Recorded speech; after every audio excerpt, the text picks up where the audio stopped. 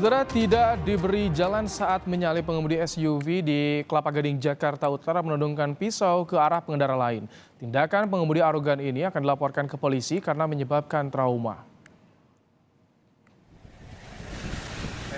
Brutal ya, brutal. Brutal ya, brutal. Apa teriak, Bos? Yang teriak siapa? Brutal. Sen kanan sen kiri enggak? Kamu kan tadi nyalip. Brutal. Ambil kamera. Iya. Brutal. Seorang pengemudi SUV mengacungkan pisau dan mengancam pengemudi lainnya. Peristiwa bermula saat pengemudi Pajero hendak menyalip kendaraan lain untuk menghindari macet. Lantaran tidak diberi jalan, pengemudi Pajero pun naik pitam dan mengancam pengemudi yang hendak disalipnya.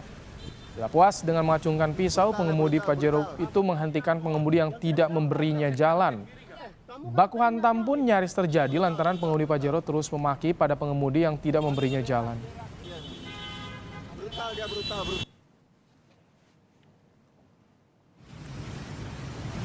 Atas peristiwa ini, korban melaporkannya ke Polsek Kelapa Gading untuk ditindaklanjuti. Korban mengaku dirinya dan keluarga yang berada di dalam mobil trauma dengan aksi pengemudi SUV itu.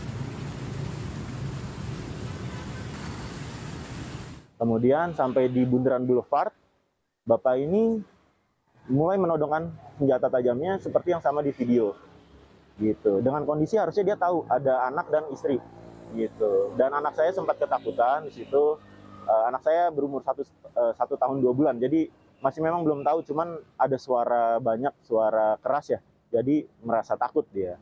Gitu. Dan Bapak ini mulai turun, mulai ke arah saya, ngomong sedikit, karena dia tahu direkam, dia langsung kembali ke mobilnya. Gitu. Nah, kemudian saya mencoba melanjutkan perjalanan karena saya juga udah crowded sekali, sudah di klakson. Jadi saya langsung jalan, tapi Bapak ini seperti nggak terima, berusaha untuk menabrakkan mobilnya ke mobil saya.